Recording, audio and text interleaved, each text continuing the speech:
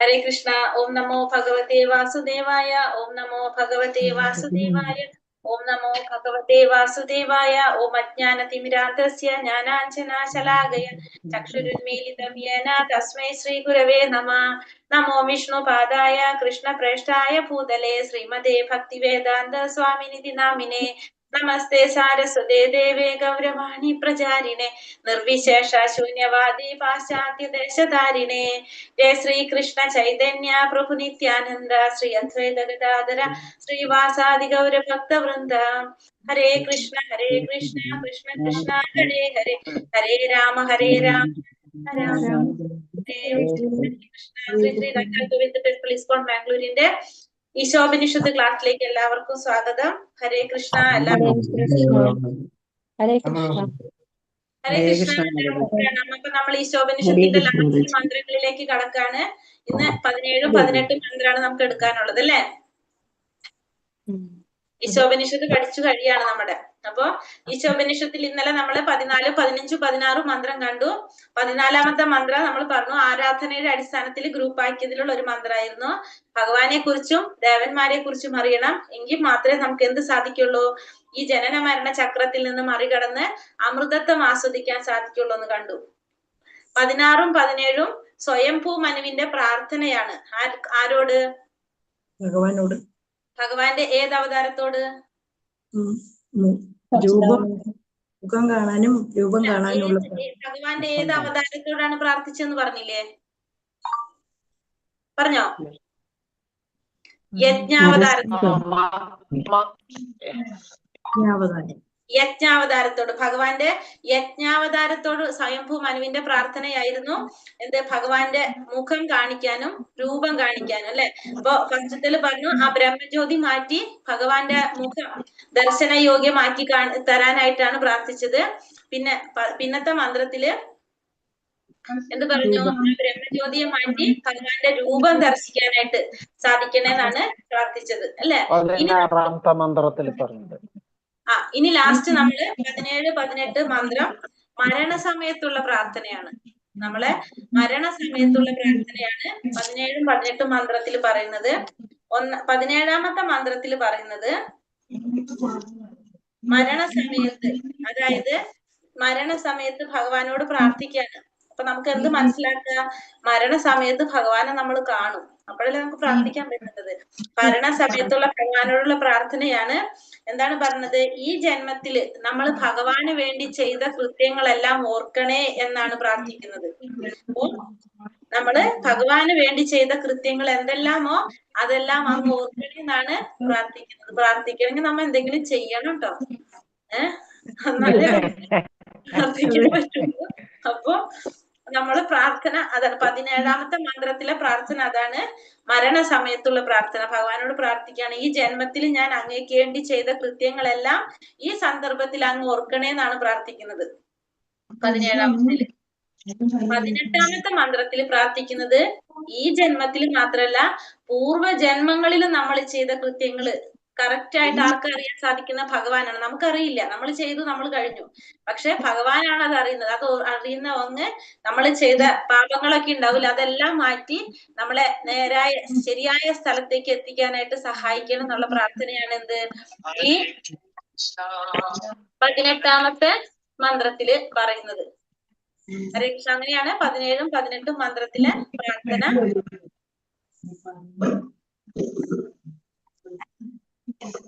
ഈശോപനിഷത്ത് മന്ത്രം 17. ശ്രീ ശ്രീ രാധാ ഗോവിന്ദ് കി ജയ്. ശ്രീല പ്രഭുപാദ് കി ജയ്. വായുരനിലമൃതം അധേദം ഭസ്മാന്തം ശരീരം ഓം ക്രതോ സ്മരാകൃതം സ്മരാ ക്രതോ സ്മരാകൃതം സ്മരാ വായുരനിലമൃതം അധേദം ഭസ്മാന്തം ശരീരം ഓം ക്രതോ സ്മരാകൃതം സ്മരാ ക്രതോ സ്മരാകൃതം സ്മരാ. മന്ത്രത്തിൽ എന്താ പറയുന്നത്? ഈ ശരീരം ഭസ്മമായി തീരട്ടെ, എന്റെ പ്രാണവായു പ്രപഞ്ച വ്യാപിയായി വായുവിൽ അലിഞ്ഞു ചേരട്ടെ. ഈ സന്ദർഭത്തിൽ അല്ലയോ ഭഗവാനെ, എന്റെ എല്ലാ കൃത്യങ്ങളെയും അങ്ങ് സ്മരിക്കണമേ. അങ്ങ് ആത്യന്തികമായ ഭോക്താവാകയാൽ ഞാൻ അങ്ങേക്ക് വേണ്ടി ചെയ്തതെല്ലാം അങ്ങ് ഓർക്കണമേ. എന്താണ് ഭഗവാൻ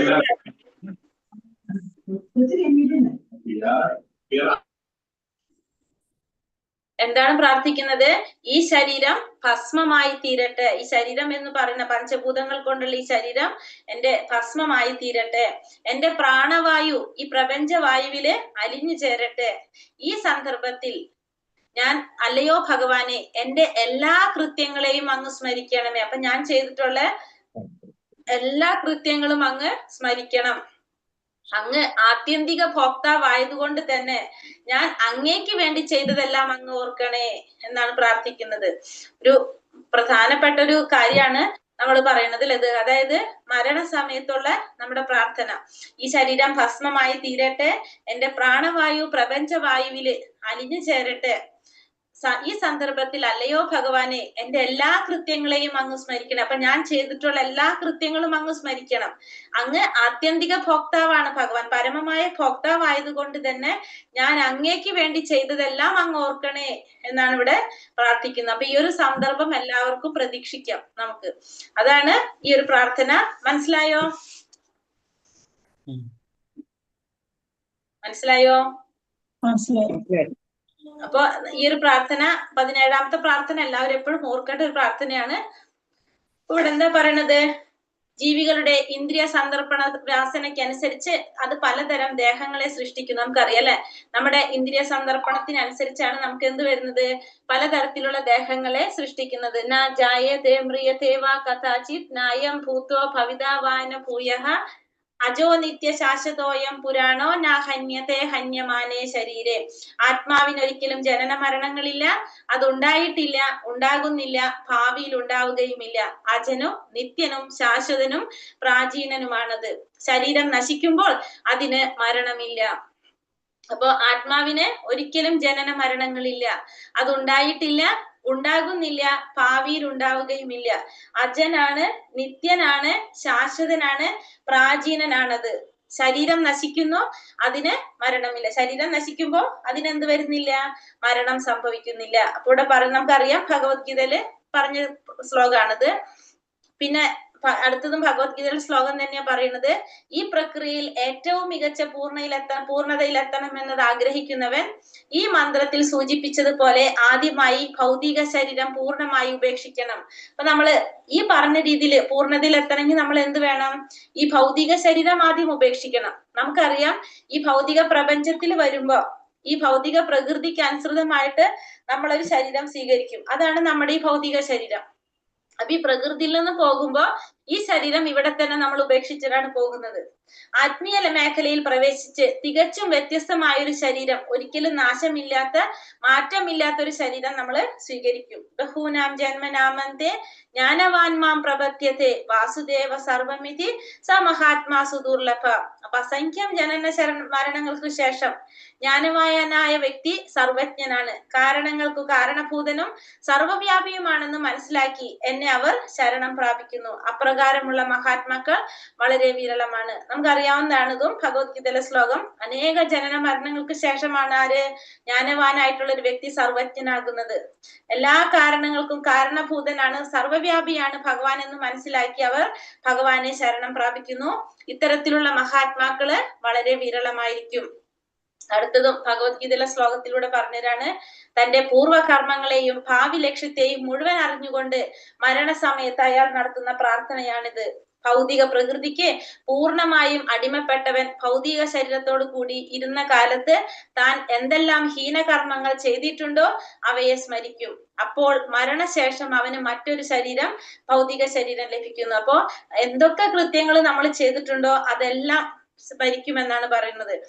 യം യം വാപി സ്മരൻ ഭാവം തത്യജത്യന്തേ കളേവരം തം തമേവൈതി കൗന്ദേയ സദാ തദ്ഭാവ ഭാവിതഃ.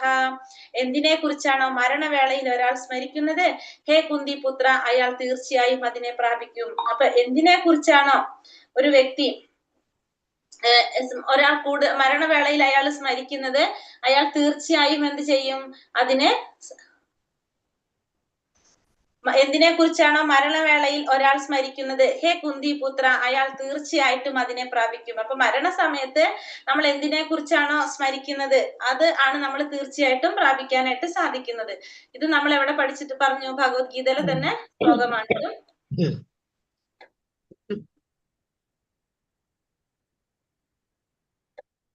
മരണസമയത്ത് ഒരു പക്ഷേ ഭഗവത് സ്മരണ അവൻ ഉണ്ടായില്ലെങ്കിൽ പോലും ഈശ്വരൻ തന്റെ ഭക്തനെ വിസ്മരിക്കുകയില്ല. അപ്പോ ഇനിയിപ്പോ നമ്മൾ മരണസമയത്ത് നമുക്ക് ചിലപ്പോ ഓർമ്മയുണ്ടാവണം, നമുക്ക് ഭഗവാനെ സ്മരിക്കാൻ ഓർമ്മയുണ്ടാവണമെന്നില്ല. മരണസമയത്ത് നമ്മൾ പേടിച്ച് ആകെ വിഷമിച്ചിരിക്കുമ്പോ നമുക്ക് ആ സമയത്ത് ചിലപ്പോ ഭഗവാനെ സ്മരിക്കണം എന്ന് ഓർമ്മയുണ്ടാവില്ല. പക്ഷെ ഭഗവാൻ നമ്മളെ മറക്കില്ല. നമ്മൾ ഭഗവാന് സേവനം ചെയ്തുകൊണ്ടിരിക്കുകയാണെങ്കിൽ ഭഗവാൻ ഒരിക്കലും നമ്മളെ മറക്കില്ല. ഈ പ്രാർത്ഥന ഇവിടെ കൊടുത്തിരിക്കുന്നത് ഭക്തന്റെ സേവനങ്ങളെ പറ്റി ഭഗവാനെ ഓർമ്മിക്കുന്നതിന് വേണ്ടിയാണ്. ഇപ്രകാരം ഓർമ്മിപ്പിച്ചിട്ടില്ലെങ്കിൽ തന്നെയും തന്റെ യഥാർത്ഥ ഭക്തന്റെ ഭക്തിമായ സേവനങ്ങളെ ഈശ്വരൻ മറക്കുകയില്ല. അപ്പൊ നമ്മള് ഭഗവാനെ ഓർമ്മിപ്പിക്കാൻ വേണ്ടിയിട്ടാണ് ഈ ഒരു പ്രാർത്ഥന നടത്തുന്നത്. പക്ഷെ നമ്മൾ ഓർമ്മിപ്പിച്ചില്ലെങ്കിലും ഭഗവാൻ ഒരിക്കലും എന്തുണ്ടാവില്ല, ഭഗവാൻ ഒരിക്കലും ആ ഭക്തനെ മറക്കുന്നില്ല. തന്റെ ജീവിതത്തെ ഓരോരുത്തരും ഒരു നിമിഷം പോലും പാഴാക്കാതെ ഭഗവാന് പ്രീതികരങ്ങളായ പ്രവർത്തികളിൽ ഏർപ്പെടുത്തത്തക്ക വിധം തന്റെ ജീവിതത്തെ രൂപപ്പെടുത്തണം. അത്തരം ഭഗവത് പ്രീതികരങ്ങളായ പ്രവർത്തനങ്ങളിലേക്ക് നമ്മെ പ്രേരിപ്പിക്കുകയാണ് ഈശോപനിഷത്ത് ചെയ്യുന്നത്. അപ്പൊ ഓരോരുത്തരും ജീവിതത്തെ ഒരു നിമിഷം പോലും പാഴാക്കാതെ ഭഗവാന് പ്രീതികരങ്ങളായിട്ടുള്ള പ്രവർത്തികളില് ഏർപ്പെടത്തക്ക വിധത്തില് ജീവിതത്തെ രൂപപ്പെടുത്തണം. അത്തരം ഭഗവത് പ്രീതികരങ്ങളായിട്ടുള്ള പ്രവർത്തനങ്ങളിലേക്ക് നമ്മെ പ്രേരിപ്പിക്കുകയാണ് എന്തിലൂടെ ചെയ്യുന്നത്, ഈശോപനിഷത്തിലൂടെ ചെയ്യുന്നത്. മന്മനാഭവ മത്ഭക്തോ മത്യാജീമാ നമസ്കുരു മാമേ വൈശ്യസി യുക്തൈവ ആത്മാനം മത്പരായണ. എന്നിൽ മനസ്സുറപ്പിക്കുക, ഭക്തനാവുക, എന്നെ ആരാധിക്കുകയും പ്രണമിക്കുകയും ചെയ്യുക. എന്നിൽ തന്നെ പൂർണ്ണമായും ഒഴുകിയിരിക്കുന്നത് കൊണ്ട് നീ തീർച്ചയായും എന്നെ പ്രാപിക്കും. അപ്പൊ എന്നിൽ മനസ്സുറപ്പിക്കുക, എന്റെ ഭക്തനാവുക, എന്നെ ആരാധിക്കുകയും പ്രണമിക്കുകയും ചെയ്യുക. എന്നിൽ തന്നെ പൂർണ്ണമായിട്ടും ഒഴുകിയിരിക്കുന്നത് കൊണ്ട് നിനക്ക് എന്ത് സാധിക്കും, തീർച്ചയായിട്ടും എന്നെ പ്രാപിക്കാൻ സാധിക്കും. ഇതില് ഈ 9 നവവിധ ഭക്തിയെ കുറിച്ചാണ്. അപ്പൊ ഇത്രയും കാര്യങ്ങൾ ഭഗവത്ഗീതയിലെ ശ്ലോകങ്ങൾ തന്നെയാണ്, എല്ലാവർക്കും മനസ്സിലായതാണല്ലോ എല്ലാതും. ഇനി ഇത് ഭാഗവതത്തിലെ ശ്ലോകം, ഇതും നമുക്ക് പറഞ്ഞിട്ട് അറിയുന്നത് തന്നെയാണ്. ശ്രീ പ്രഹ്ലാദുവാച ശ്രവണം കീർത്തനം വിഷ്ണു സ്മരണം പാദസേവനം അർച്ചനം വന്ദനം ദാസ്യം സാഖ്യം ആത്മാനിവേദനം ഇതി പുംസാർപ്പിതാ വിംശൗ ഭക്തിശ്ചേനാവലക്ഷണ ക്രിയത്തെ ഭഗവതത്യാധ്യ തന്മന്യേധീതമുത്തമം. ശ്രീ പ്രഹ്ലാദൻ പറഞ്ഞു, വിഷ്ണു ഭഗവാന്റെ അതീന്ദ്രിയ ദിവ്യനാമ രൂപ ഗുണ ലീലകള് അനുസാരികൾ എന്നിവയെ കുറിച്ച് ശ്രവിക്കുകയും കീർത്തിക്കുകയും സ്മരിക്കുകയും ചെയ്യുക. ഭഗവാന്റെ പാദകമലങ്ങൾ സേവിക്കുക. 16 തരം അനുസാരികളോട് കൂടി ഭഗവാൻ ആരാധനകൾ അർപ്പിക്കുക, ഭഗവാന് പ്രാർത്ഥനകൾ അർപ്പിക്കുക, അദ്ദേഹത്തിന്റെ ദാസനായി തീരുക, ഭഗവാനെ ഉത്തമ സുഹൃത്തായി കാണുക, എല്ലാം അദ്ദേഹത്തിന് സമർപ്പിക്കുക, ശരീരവും മനസ്സും വാക്കും എല്ലാം കൊണ്ട് സേവിക്കുക. ഈ 9 പ്രക്രിയ പരിശുദ്ധ ഭക്തിയുടെ സേവനമായി അംഗീകരിക്കപ്പെട്ടിരിക്കുന്നു. ഈ 9 രീതികളിൽ കൃഷ്ണ ഭഗവാന് സേവനം ചെയ്യുവാൻ ജീവിതം സമർപ്പിക്കുന്നവനാണ് ഏറ്റവും പാണ്ഡിത്യമുള്ള വ്യക്തി. എന്തുകൊണ്ടെന്നാൽ അവൻ സമ്പൂർണ്ണ ജ്ഞാനം ആർജിച്ചവനാണ്. ഈ നവവിധ ഭക്തിയിലൂടെ ഭഗവാന് സേവനം ചെയ്യുന്നവനാണ് ആര്, ഏറ്റവും പാണ്ഡിത്യമുള്ള വ്യക്തി. അവനാണ് സമ്പൂർണ്ണ ജ്ഞാനം ആർജിച്ചവൻ. ഈ 9 ഒന്നിച്ചോ ഓരോന്നായോ സ്വീകരിച്ച ഒരു ഭക്തന് ഭഗവാനുമായി നിത്യസമ്പർക്കം പുലർത്താം. അങ്ങനെ മരണസമയത്ത് ഈശ്വരനെ സ്മരിക്കുവാൻ ഭക്തൻ എളുപ്പം സാധ്യമാക്കുന്നു. ഈ 9 ഓരോന്ന് മാത്രം സ്വീകരിച്ചും ഭക്തന്മാർക്ക് പൂർണ്ണതയിലെത്താൻ സാധിക്കും. ശ്രവണം പരീക്ഷിത് മഹാരാജാവ്, കീർത്തനം ശുകദേവ ഗോസ്വാമി, സ്മരണം പ്രഹ്ലാദൻ, പാദസേവനം ലക്ഷ്മി ദേവി, അർച്ചനം പൃഥു മഹാരാജാവ്, വന്ദനം അക്രൂരൻ, ദാസ്യം ഹനുമാൻ, സഖ്യം അർജുനൻ, ആത്മനിവേദനം മഹാബലി ചക്രവർത്തി. ഇങ്ങനെ നവവിധ ഭക്തിയിലൂടെ ഭഗവത് സാക്ഷാത്കാരം നേടി പരിപൂർണതയിൽ എത്തിയവരാണ് നമ്മൾ ഈ പറഞ്ഞത്. ഹരേ കൃഷ്ണ കൃഷ്ണ കൃഷ്ണ ഹരേ ഹരേ, ഹരേ രാമ രാമ രാമ ഹരേ ഹരേ. അടുത്തത് മന്ത്രം 18.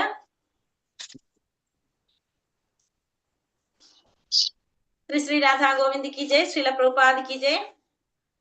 आग्नेनया सुपुतराय अस्मान् विश्वानि देव वैनानि विद्वान् यूयोध्यस्मच्चु पुराणमेनो पुयिष्टते नाम उक्तिं विधेम.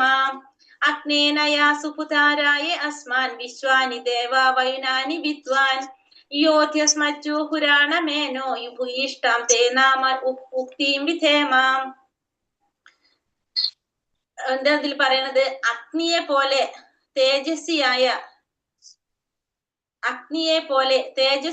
സർവേശ്വര, സർവശക്ത, ഞാൻ ഇപ്പോൾ നമസ്കാര വചനങ്ങൾ പറഞ്ഞുകൊണ്ട് അങ്ങയുടെ കാൽക്കൽ സാഷ്ടാംഗം വീഴുന്നു.